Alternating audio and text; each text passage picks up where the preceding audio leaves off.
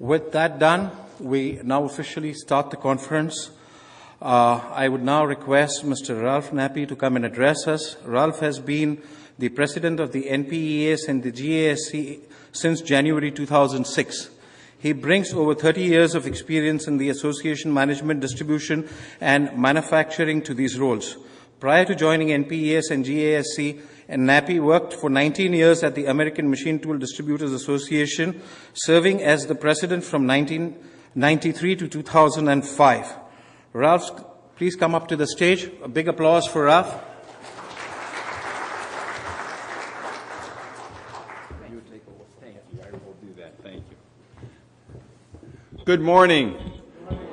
It's truly a pleasure to be here. Thank you so much, Mo, for that nice introduction. You are very kind. It is an honor for me to be here for a number of reasons. The first and most important, this is my 10th trip to India.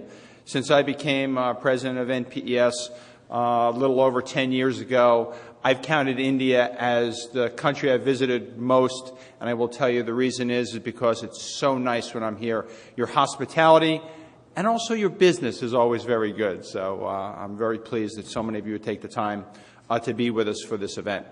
There are a couple of organizations that I clearly need to identify as being important. But first, let me take a second just to give you a quick overview of NPES.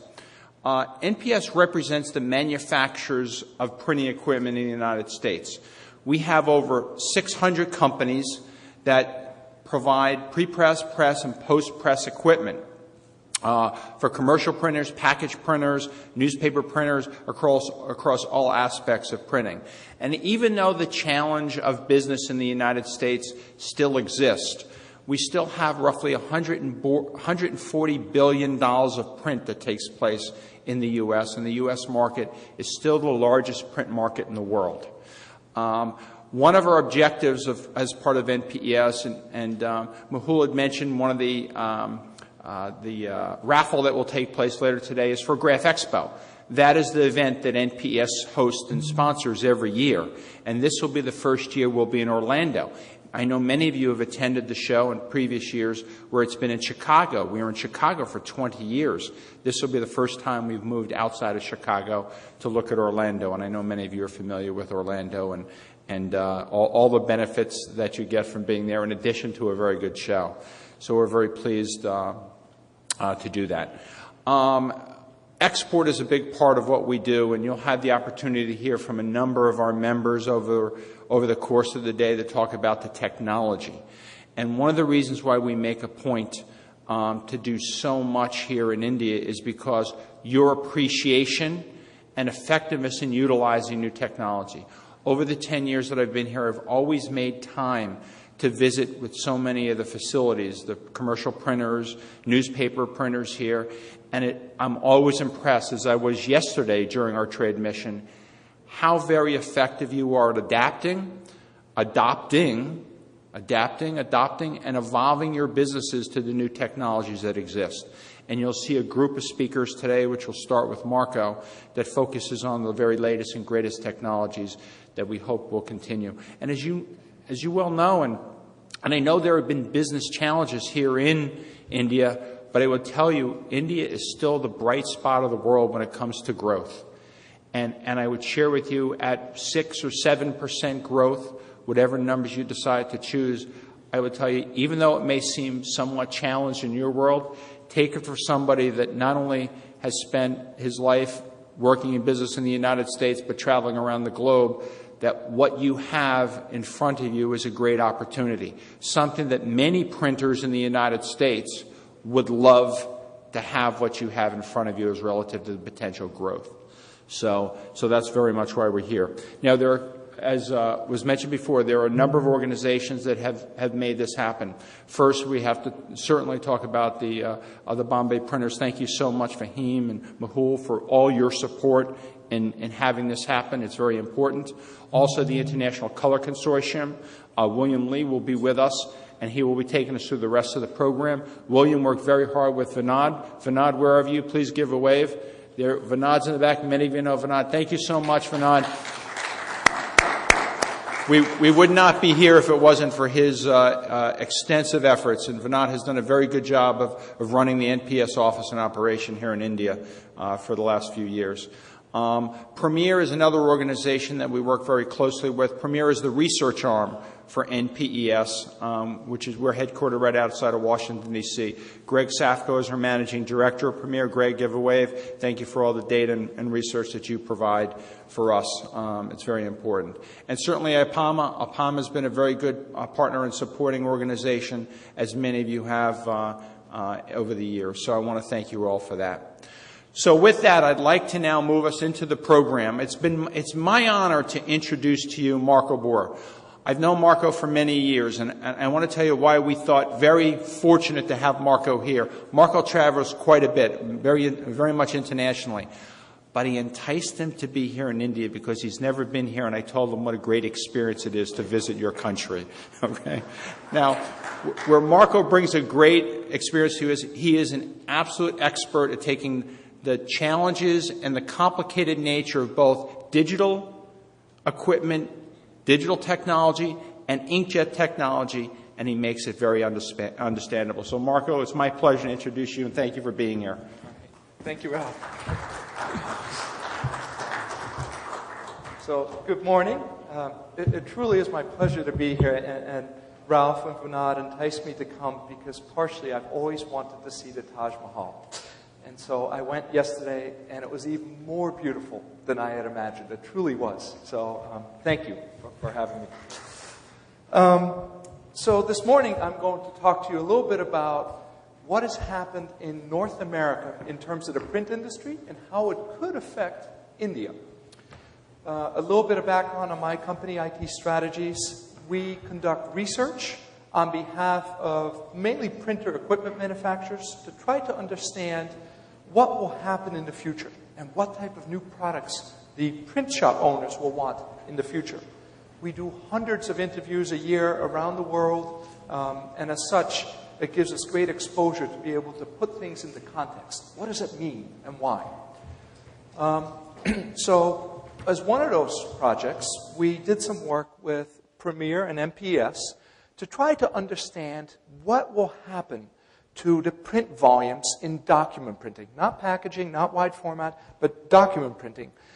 And they commissioned us to do this big study. It's available through NPES, where we concluded if you look at page volumes, and it's not a perfect measure, but it's as good as we can find, what happens to number of printed pages? And so what you'll see is over time, the analog page volumes, this is offset print, on a worldwide basis, have been in decline, about 4% or so a year.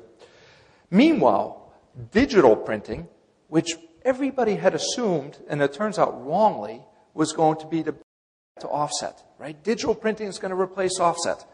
And what happened was, if you can look at that bottom line, digital printing is growing, and it's growing very quickly, about 9% a year. But in terms of page volumes, frankly, those two lines will never cross because offset is so productive that you couldn't build enough digital printing equipment to replace all those offset pages. But those digital pages are far more profitable.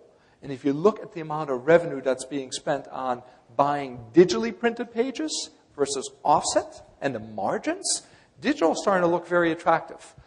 So, Premier said to us, so if offset isn't going to replace or be replaced by digital printing, what's causing offset to decline? And one of the things that we learned was, well, maybe it's electronic technologies, right? The impact of the internet. That must be what's causing those printed pages to decline. Is that right? So we set out to do this study.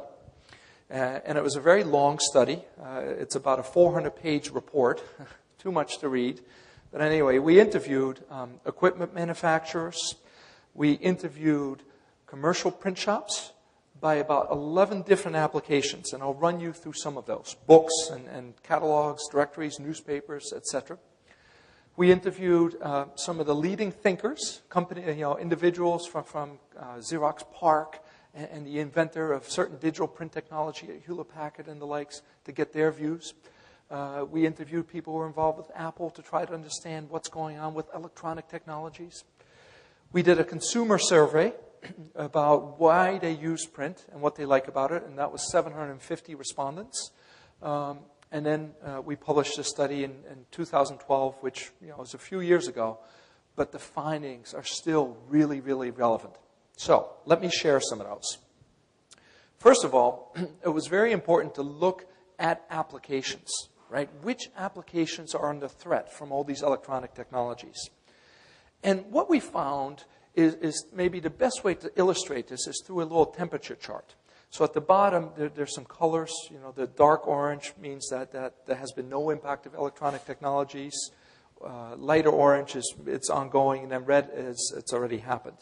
So as we look at the first one, prospectuses, financial prospectus for the stock market, and annual reports, they're basically gone. Yes, there's still some print of that, but the reason it's gone turned out it wasn't just the impact of the internet. There were other things there. So, for example, prospectuses, and I don't know how it works in India, but in North America, it used to be that people owned individual stocks. Any good family would own some shares in AT&T, the phone company, right?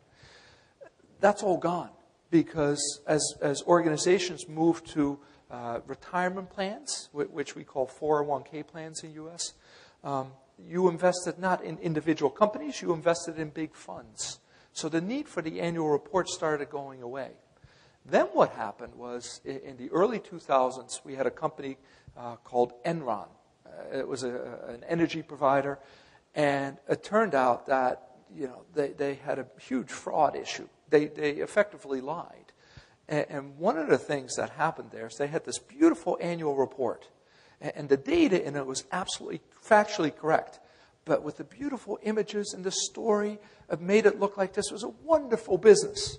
And it turned out, nobody paid attention to the little details. And so the value of what an annual report was went away. Nobody trusted them anymore. So they disappeared. Interestingly enough, where annual reports are making a comeback, and they are now digitally printed because we no longer need 100 million copies a year of the AT&T annual report, is in the new world of Silicon Valley companies, internet startups, because they're not public, but they all want to go public. So many of them print privately a very small annual report that they give to their prospective investors.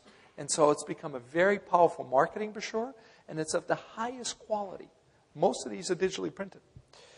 Journals, scientific journals. Those are used by trade organizations, scientific bodies, universities to help extend their learning. And something very interesting happened in journals, and that is they went away because the writers of the journals and the users needed to find a more efficient way to communicate. And so what happened was the user said, if I want to learn about a specific paper, I need to go to the library. I need to search that library for that paper. And I'm really at the mercy of the librarian. If they're a good librarian, I can find that article. If they're not a good librarian or they don't have it, I don't learn. And so they said, we need electronic content. So they pushed to get that. The authors, the professors who were writing the papers, they wanted to move to electronic content because if I'm writing a paper and it has not been reviewed yet by my peers, I need to get that out there as soon as possible, because if I have the scientific paper on a certain project and there's somebody else in China that's written one, if they come out first, then they get all the credit. So there was this huge momentum needed to get to market first. Interesting thing happened. As these scientific journal companies, the trade organizations, started publishing electronically, their membership grew. And the reason it grew is because print was quote unquote, or content was liberated. So we worked with a society that had 25 million in revenue, and they came to us and said, help us understand how to continue to keep printing, because our members, our directors, they still want to see it in print because that means it's done, it's final, but we don't need so many copies anymore.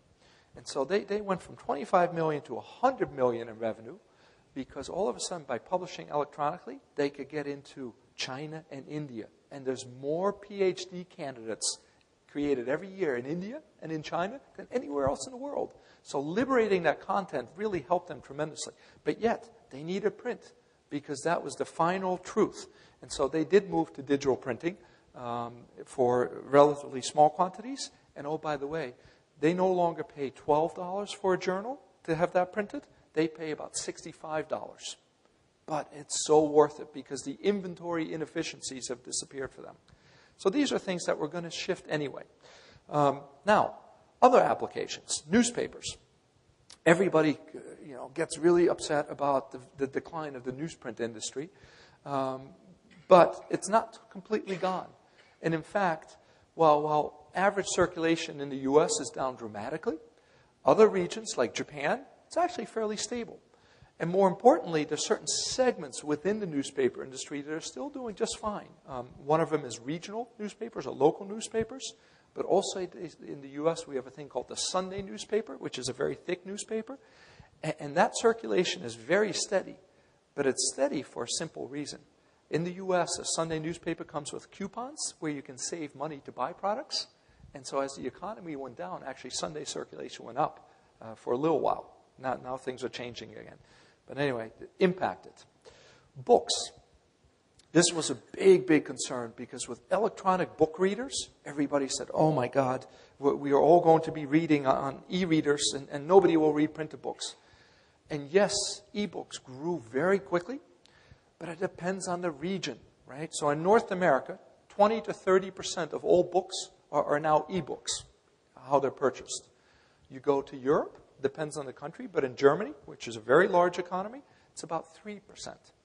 Now, there's regulatory reasons for this, but at the end of the day, what we are finding is that people still like books, printed books, because they offer something that an e-reader can't, right? There's the look, the touch, the feel, and also the ability to remember things. So we've done large studies with universities, and you've got to look at books not just as one category, but by college textbooks and trade books and the likes, where what we're finding is that what motivates somebody to move in a certain way often is tied to the money. Who makes the money? So colleges, there was a very large university in Michigan who said, we are going to give every student an iPad because we are a modern university and we want our students to read and be engaged electronically. But the reason they really did this, and nobody will say this, is over the last few years, the publishers sell books to students, and then at the end they take them back. And then they resell them again as used books. And the store who sells those used books is owned by the university. So they made a lot of money. And the publisher only got to sell it once. The university bookstore got to sell it 4 times or more. So the publisher said, we need more control. So as we go to electronic world of publishing, let's capture that and let's try to balance it and let's take away control from the university bookstores. So they started leasing books at one point. So you don't own the book as a student, you can't resell it. And the university said, no, we're losing too much money. So let's issue them an iPad. And you, Mr. Publisher, if you want to publish your textbook on our iPad, you have to pay us a royalty, 30%, please, to be able to get on this iPad. And so the university started making a lot more money. Then what happened was the students said, we actually don't like the iPad for studying. And the main reason, and it's an interesting one, was they felt they couldn't concentrate. Because if I have an iPad, I have all my messaging coming in, bing, bing, bing, my social media, I cannot concentrate. If I have a book, all I can do is really focus, and I can highlight and really study. So the students have said, we actually prefer hard copy. So things are balancing out. By the way, in North America, last year, one of the major publishers, a company called Wiley & Sons, they saw their printed book business increase for the first time in about 6 years. And they grew 2% last year. Not a lot, but I think we've sort of hit the threshold on ebooks. So printed books, yes, they've declined, but they're not going away. Catalogs. Catalogs have been affected dramatically as people have moved to online buying.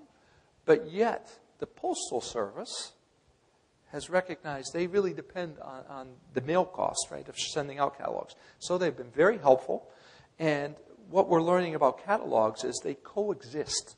You need a little bit of online, you need a little bit of social media, but you also need catalogs, because at the end of the day, when you receive that and you come home, you sit down and you relax and you read through it, and you learn more about lifestyle issues. And then if you want to learn about a specific product, you go online. And that's where you engage. But catalogs still matter. Directories, those are phone books. White pages are for directory, and then yellow pages. So white pages, to find somebody's phone number, almost gone, right? And in fact, some states don't allow them anymore.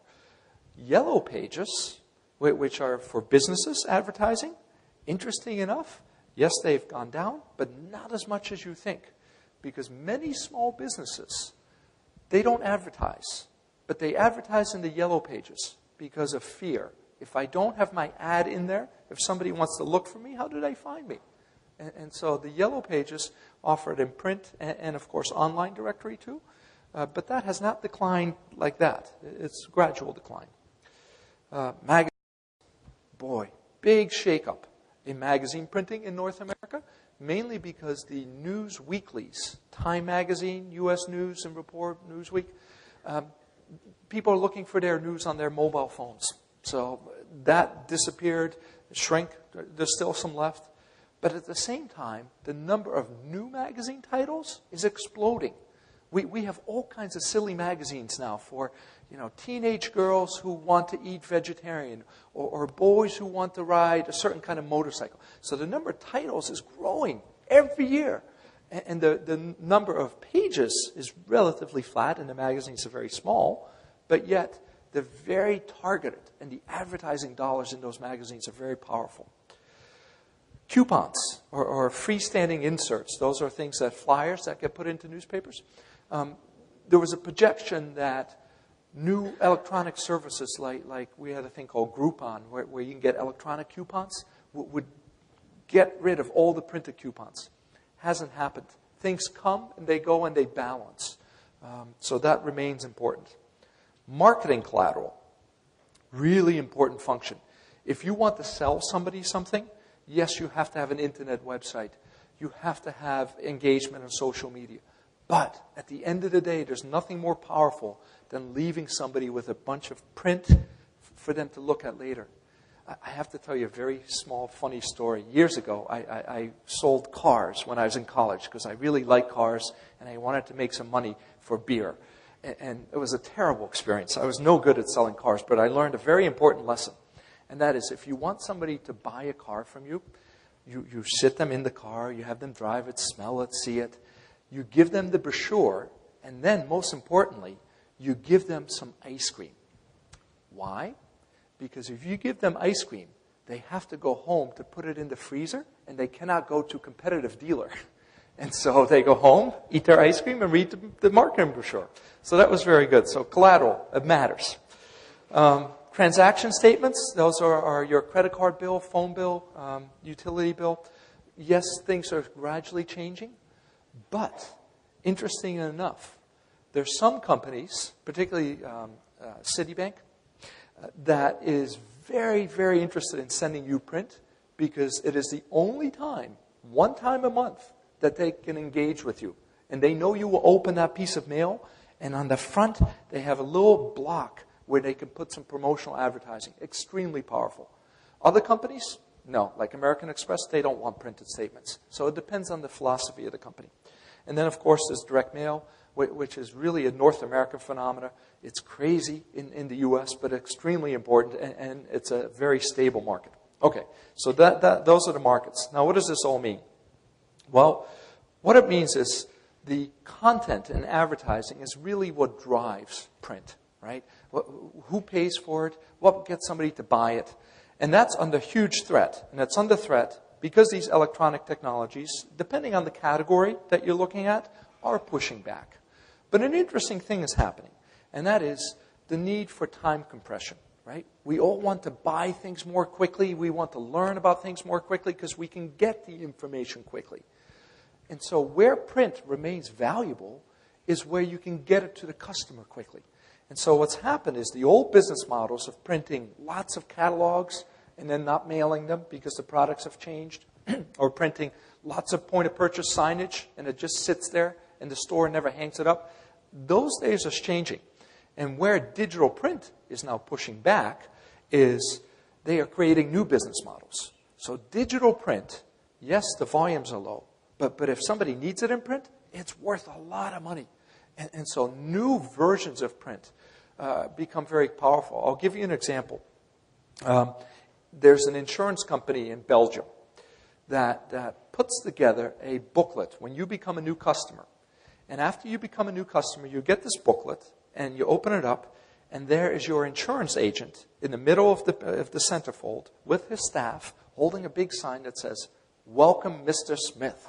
And you think, wow, that's very nice. Then, in each of the pages around the booklet, it tells you about what you have bought. It tells little life stories about somebody who is your age with this many children. You should also consider this kind of additional insurance because you're at risk. And then it has some stories about incidents that have happened in a positive way. And then beyond that, it has some special offers. Well, what happened is when they received this magazine, which was 16 pages, there was a 25% response rate of customers who then called the insurance agent back and said, wow, tell me more about this. And of those 25%, 10% bought a new policy. And so that little magazine, which was very expensive to produce because it was all digitally printed, was so powerful that it offered a new way of print and a new business model. Now, it wasn't just about the print. And nobody said, oh, how beautiful is the print quality. No. It was about the data, right? And the software behind that program that allowed you to target Mr. Smith. But it was a totally different business model. So where print survives, it becomes really powerful. And you can charge a lot for it. And so what's happening now is digital print's coming in, and it is causing all the low-value offset print, things that nobody cared about, those marketing brochures that, our company brochures now 10 years old, and we have thousands of pieces still sitting in a closet. We'll never use it. But that's what you did back then. Those days are shifting. And so the lesson for you is, as you think about your business and your customer's business, you can't compete effectively anymore on the lowest cost or the best quality or the best service. You have to compete on coming up with new ideas, valuable ideas. Let's talk a little bit about how you look at which applications are going to be most impacted, right, by print volumes declining and which ones are stable. So one way to measure it is by percent. And as a consultant, we love numbers. And we love numbers because you can create a story. But my story might be very different than somebody else's story, right? And so one way to tell the story is through percents. So the decline of prospectuses, they've gone, 60% of that volume has gone between 2009 and 2014, and so forth. And books actually relatively stable. But the percent doesn't really tell the story, right? What tells the story is the number of pages printed. And so what you have here is the real impact to print has been felt mainly in the newspaper industry because those pages have declined dramatically, followed by magazines and catalogs and the likes. Journals, which we told you earlier, have changed dramatically. Very little impact, relatively speaking, in terms of where things are going, in terms of pages, because they were a small piece. So pick the category that you're in, and then look at that application and see how things are changing and how you could participate in that. So, implications for India. I know very little about India, but one of the things that struck me is if you look at some of the big data trends, right? So, for example, how many households own a landline telephone in India? According to the USA CIA fact book, which tracks all this stuff, and who knows if it's right, but it's consistent, 2% of households in India have a physical telephone, a landline. In North America, it's 41%. By the way, that used to be almost like 80%, and it's gone down dramatically. One of the reasons why India, in my opinion, probably never had that many landlines, aside from economics, you wouldn't have enough copper in the world to lay phone lines to every single household in India. It's just not possible. So you leapfrogged, and you went to mobile phones, right? And so mobile phones, according to the statistics, every single person in India, whether it's a baby or an elderly person, has a cell phone. And I think what happens is many, just observing of you, have 2 cell phones. And so you get to this incredible number of smartphones. US, it's not as strong, relatively speaking. And then you have mail, in the year. The average number of people get 5 pieces of mail a year. In North America, it's 540. And then if you look at direct mail, in India, it's 1. Versus the U.S., it's 254. The crazy statistics, right? But what it really tells you is that the world of traditional print, which in North America is very dependent on mail, in India probably never was dependent on mail. And you are what we would call leapfrogging. You are jumping over a lot of these things. So all that legacy print business that in North America that has gone away, you're not as vulnerable to. And so what that means is that you have an opportunity to now take advantage of the new trends in print, like we're seeing in North America. So again, a lot of it is driven by data, and data is very complicated, but finding ways to add value to print, right? And so what you need to watch in India is particularly what I call the efficiency squeeze. And I'll show you what that is in a second. There is demand more and more for consistent standards as the brands that participate in India, particularly major consumer goods, they want consistent color, right? They want higher print quality and the likes. And of course, you've got this seemingly endless supply of labor, which is relatively inexpensive, but it won't stay that way forever. And so what you need to watch for is this thing in particular, this efficiency squeeze. So let me explain what it is. A typical printer, and there's no typical printer, but okay, let's assume there's a typical printer, used to do 25 print jobs per day, and this is a North America view. He's moving now to doing 50 jobs a day. And so, great, right? I get more jobs. But the bad news is the average run length, the number of sheets per job, is coming down. So it used to be about 2,500 sheets, full-size sheets. Now we're down to 1,500 sheets. We're projecting that that's going to change even more. And who knows if it's 500 sheets per job, maybe it's less, maybe it's more, but the trend line is very clear. And the number of jobs and the frequency is increasing.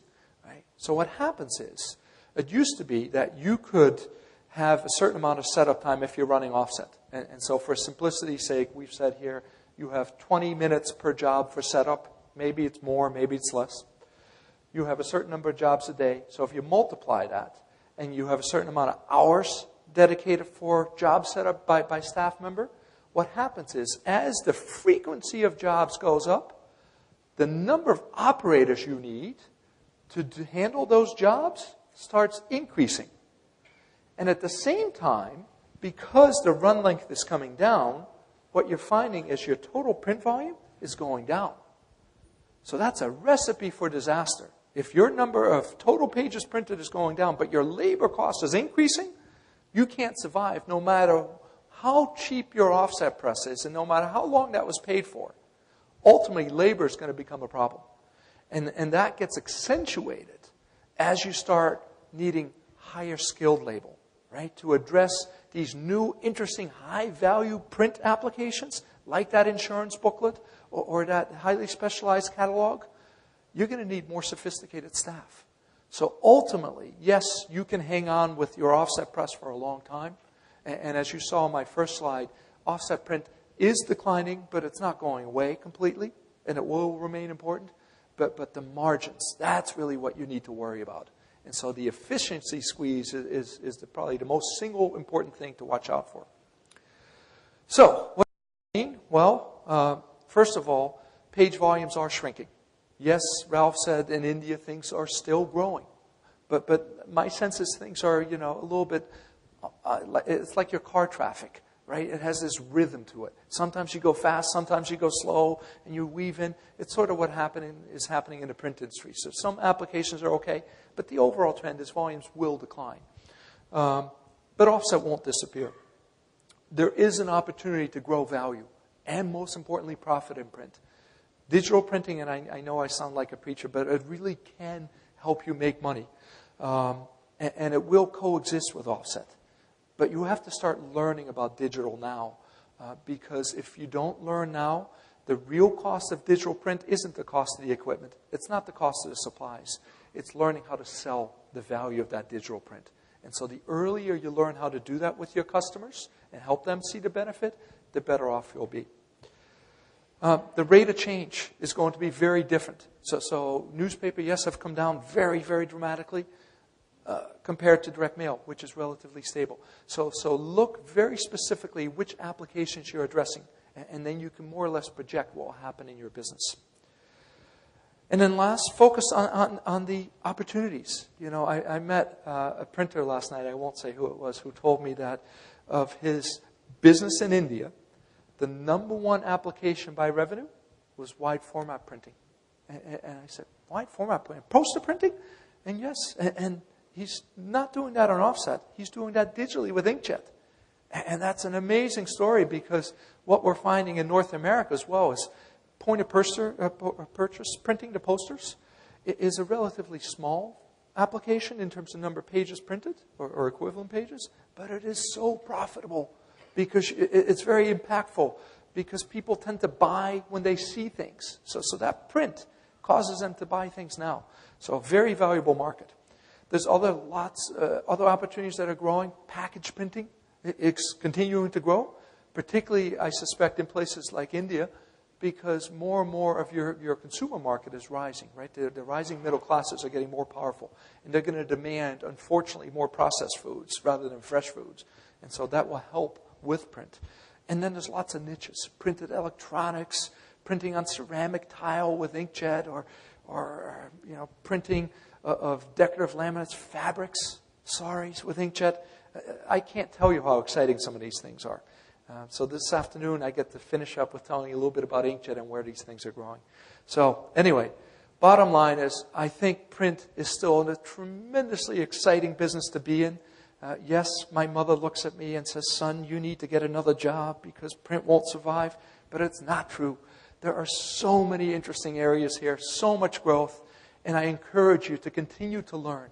Learn about digital printing. Learn about where offset is relevant. Learn at the rate of change. Learn where these electronic impact, technologies are impacting it, and take a leadership position.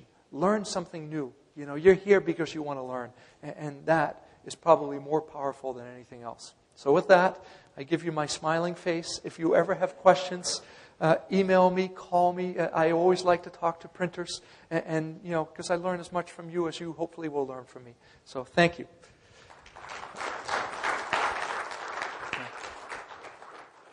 Thank you, Marco. So, no time for questions, right? So what we're going to do, just as a matter of housekeeping. Yes. Thank you. Everyone will notice that you've got pads of paper sitting up in front of you on your tables. So we're going to do one giant question and answer period at the end. So what I'd like to ask all of you to do is to, as the speakers go through a day, write down the questions you have, your name, and more importantly, the speaker's name to whom you'd like to address the question. And then we'll get it all in the one afternoon session. That's also an inducement, if the draw is insufficient, to have you stay around and listen to all the speakers, because I'm sure there'll be lots for all of us to learn as the day goes by. So thank you, Marco. Thank you, William. On our behalf. Okay. Good. Thank you so much for your time and helping us. Thank you. My pleasure. It's beautiful.